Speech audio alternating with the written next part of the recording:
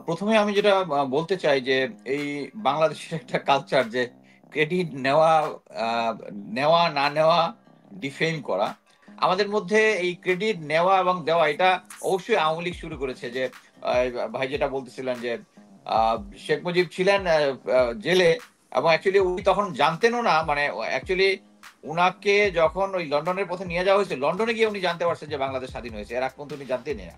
So উনি নিজেও জানতেন যে উনার মানে ক্রেডিট কোনো কিছু নাই। কিন্তু আওয়ামী লীগ উনাকে সমস্ত ক্রেডিটটা দিয়েছে এবং যেটার যে একটা ন্যাক্কারজনক যেটা শেষ পর্যন্ত যেটা হয়েছে যে সারা বাংলাদেশের প্রতিটা ডিস্ট্রিক্টে বিভিন্ন জায়গায় মূর্তি ছিল। মূর্তিগুলা আ হুম, অ কিভাবে ভেঙেছে লোকজন সাধারণ জনগণ। এটা হচ্ছে আ একটা চরম একটা যে তারা যে জায়গায় শেখ মুজিবকে নিয়ে যেতে চাইছিল সে ওয়ারেস তারা একদম তাকে মাটিতে ভুলুন্ঠিত করে দিয়েছে।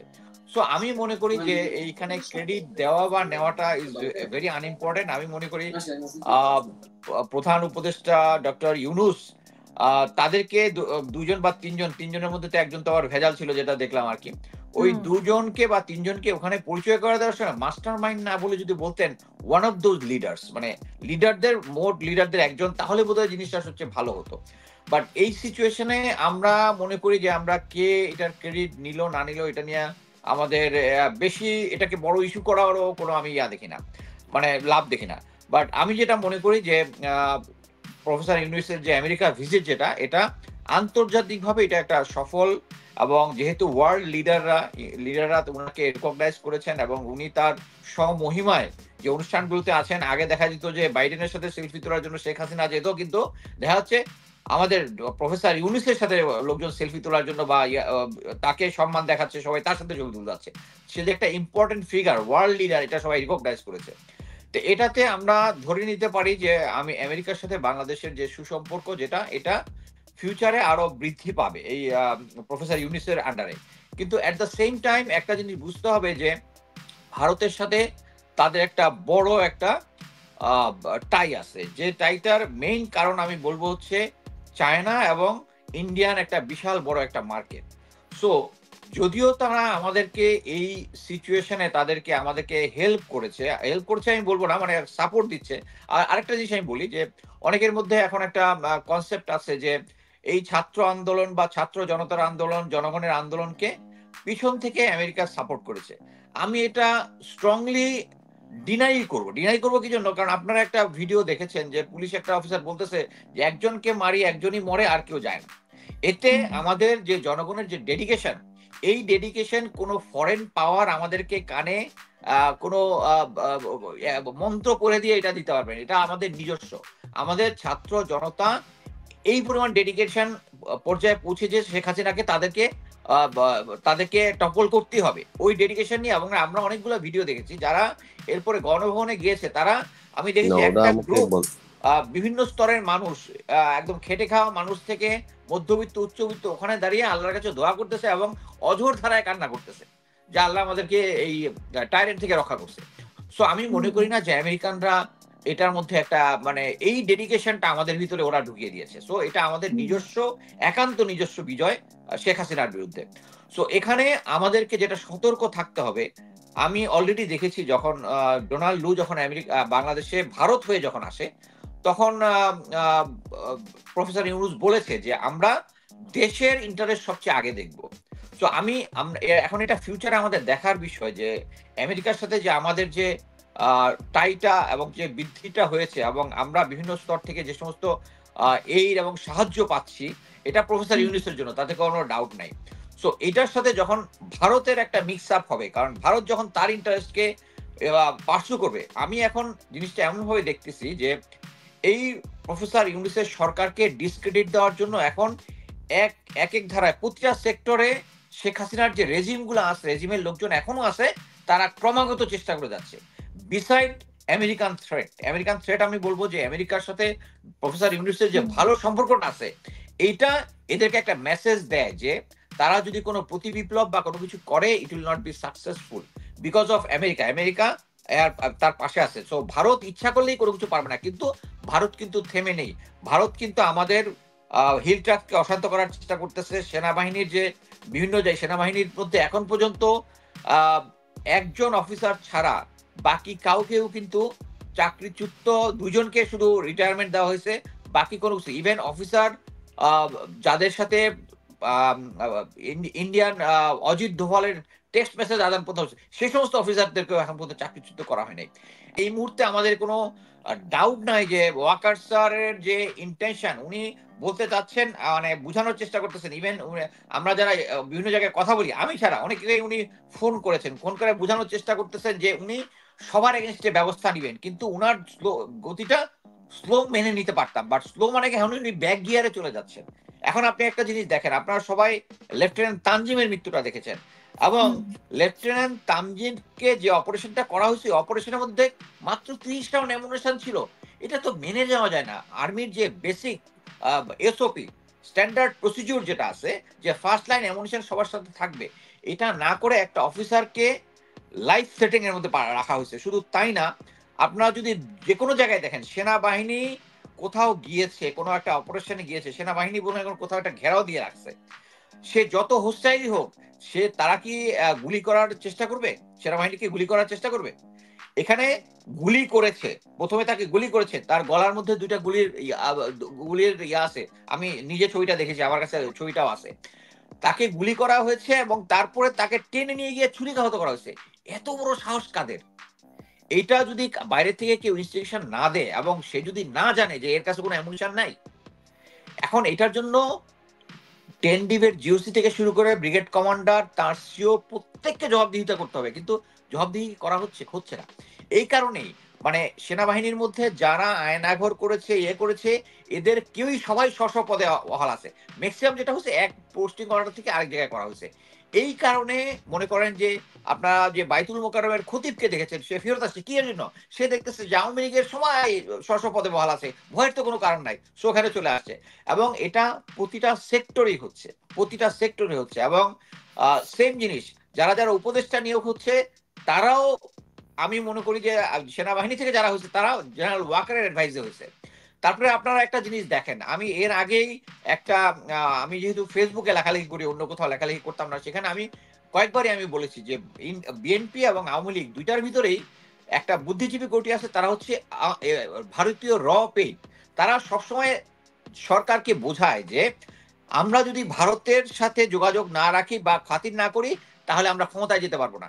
এইটা হচ্ছে আমাদের রাজনৈতিক দলগুলোর সবচেয়ে মেইন উইক পয়েন্ট। বাট এটা তারা উদাহরণ সহকারে দেখে না যে এই আমেরিকার নাকের পাশে কিউবা আছে, এত বছর ধরে টিকে আছে অ্যাজ এ ইন্ডিপেন্ডেন্ট স্টেট, এবং আমেরিকার বিরোধিতা করে।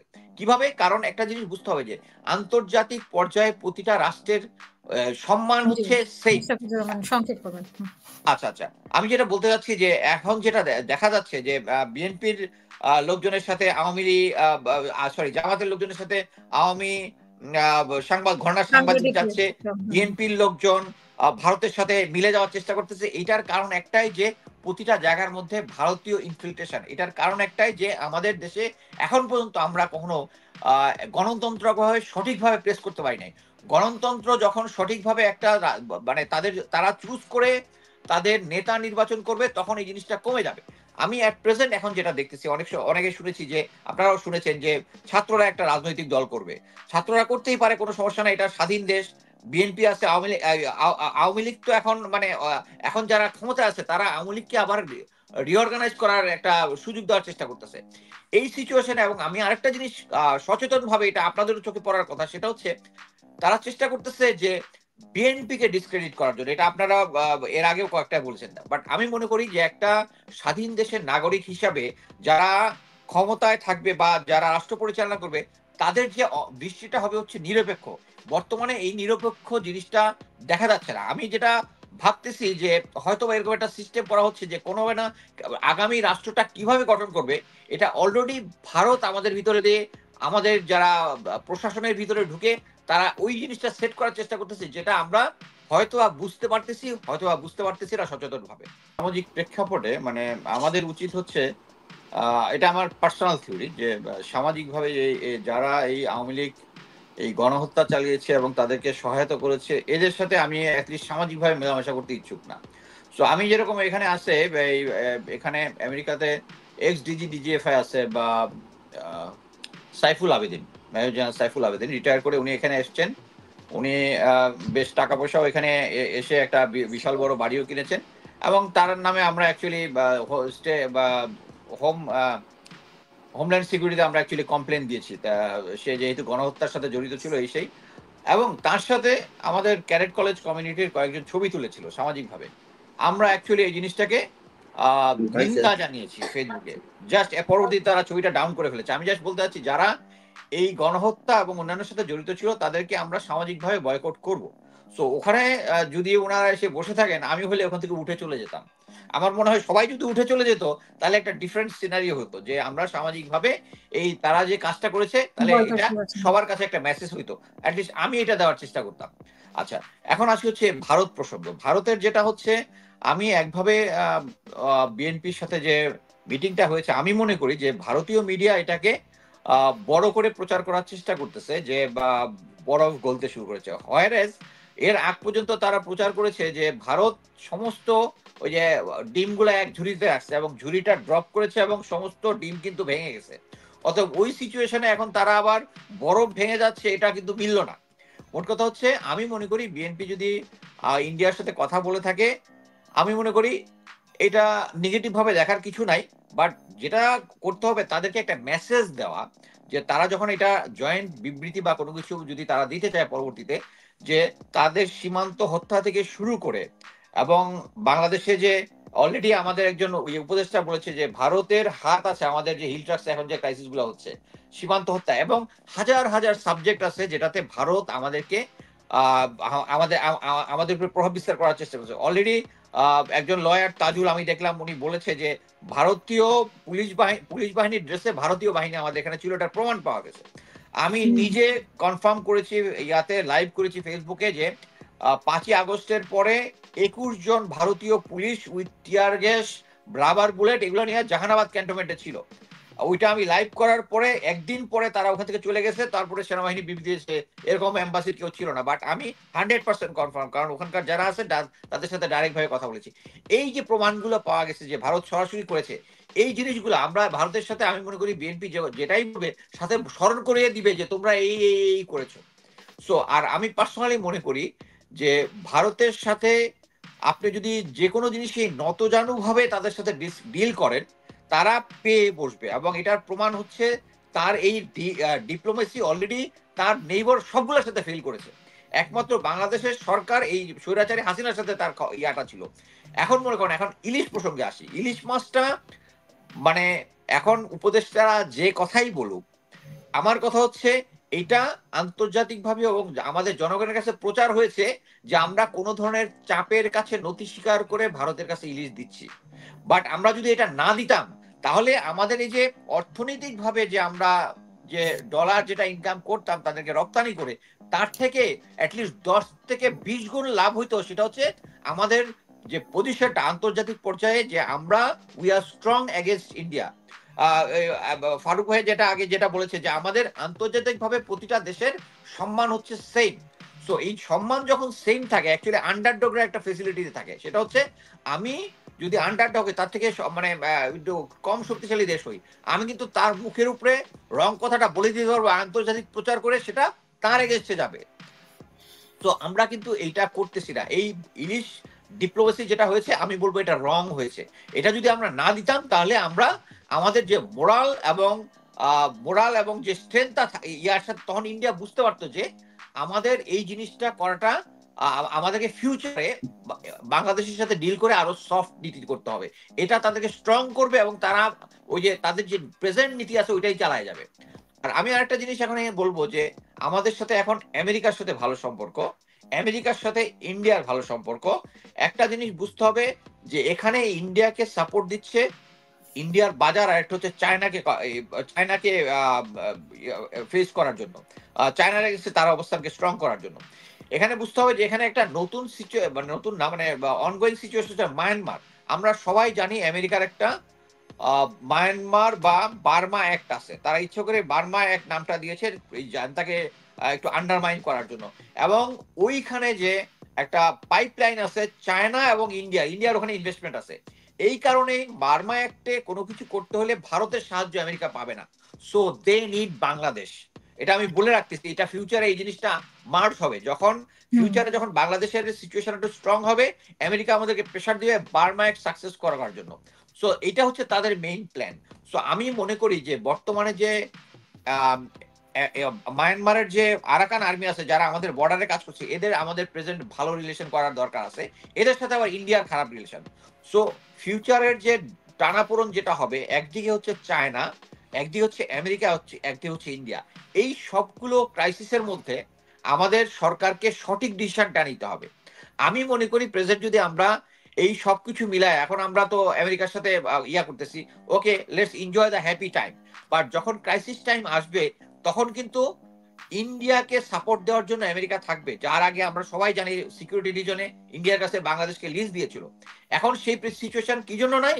Because of Myanmar. মায়ানমারের সাথে ইন্ডিয়ার ভালো সম্পর্ক, তারা ফিউচারে বার্মা এক করবে, তখন বাংলাদেশকে দরকার আছে। সো আমি মনে করি যে এই সরকারকে ফিউচারে যে কোনো সিচুয়েশনের জন্য আমাদেরকে খুব কেয়ারফুল ডিসিশন নিতে হবে, এবং এই কেয়ারফুল ডিসিশনের একটা চোখ বন্ধ করে একটা রাইট ডিসিশন হচ্ছে to bring democracy, proper democracy in our country. আমরা এখন যদি দেখি যে এই সরকার কোন দলকে প্রেফার করতেছে, কোন দলকে আন্ডারমাইন করতেছে, এই জিনিসটা ঠিক হচ্ছে না। এবং আমি আরেকটা জিনিস স্ট্রং ভাবে এখানে বলতে চাই, সেটা হচ্ছে এই যে যত যাই বলুক এই ইয়াকে ওই আওয়ামী লীগকে পুনর্বাসন করার জন্য, আওয়ামী লীগ পুনর্বাসন করতে কে চায়? ভারত চায়। আমাদের কখনোই উচিত হবে না এই আওয়ামী লীগ সরকার, যে এর আগে আমি বলেছি যে এই তাদের শেষ মুহূর্তে, তারা সরকারের শেষ মুহূর্তে তারা জামাতকে নিষিদ্ধ করেছিল, কি তারা ৭১ গণহত্যা চালিয়েছে। আর এই ভারত সরি আওয়ামী লীগ গণহত্যা চালিয়েছে, এবং গণহত্যা কি আমরা অলরেডি জানি ১৪২৩ লোকজন মারা গিয়েছে, ২২,০০০-এর মতো আহত হয়েছে, এবং নিখোঁজের খবর এখন আমরা জানি না। সো এই সিচুয়েশনে আমি মনে করি এই সরকারের জন্য, বাংলাদেশের জন্য বেস্ট ডিসিশন হতো। বাংলাদেশের জন্য কি জন্য? কারণ আওয়ামী লীগ যদি রাজনীতিতে গ্রাউন্ডে থাকে, তাহলে ভারত কোনোভাবে আমাদেরকে ইনফ্লুয়েন্স করার চেষ্টা করে, যেটা বাংলাদেশের জন্য খারাপ। সো আমি মনে করি এই সরকার বা ভবিষ্যতে যারা নির্বাচন করে যে সরকারটাই আসবে, সেটা অবশ্যই আওয়ামী লীগ হবে না।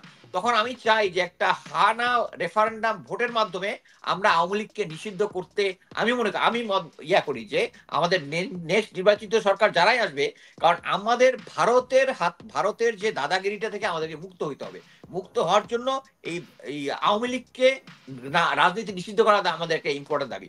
সো এটাই বলবো যে ফিউচারে এখন আমি মনে করি ডক্টর ইউনূস সরকার এখনো যে সমস্ত সমস্যাগুলো ফেস করতেছে, এর মূল কারণ হচ্ছে পুরো আওয়ামী লীগের অ্যাডমিনিস্ট্রেশনটা আছে, এবং এটার মাসুল পাওয়ার হচ্ছে মিলিটারি। এবং মিলিটারিতে যারা আয়নাঘর থেকে শুরু করে যত ধরনের গোয়েন্দা সংস্থার সাথে জড়িত যারা যারা পারপিটেটর আছে, প্রত্যেকেই শপথে বেহাল আছে, ১-২ জন ছাড়া। তো এটার ব্যাপারে আমি মনে করি প্রফেসর ইউনূসকে ইমিডিয়েট অ্যাকশন নিতে হবে, যাতে সেনাবাহিনীটাকে শুদ্ধ করা যায়। আদারওয়াইজ যদি শুদ্ধ করা না হয়, এই লেফটেন্যান্ট তানজিমের মতো আরো দুর্ঘটনা আমাদেরকে দেখতে হবে। জিনিস মনে রাখতে হবে যে ভারতের সরকার চেঞ্জ হয়, কিন্তু বাংলাদেশ নীতি কখনো চেঞ্জ হয় না। এটা সেম জিনিস। সো এটার সাথে কারো প্রতি পার্টিকুলার দেখানোর কোনো মানে হয় না।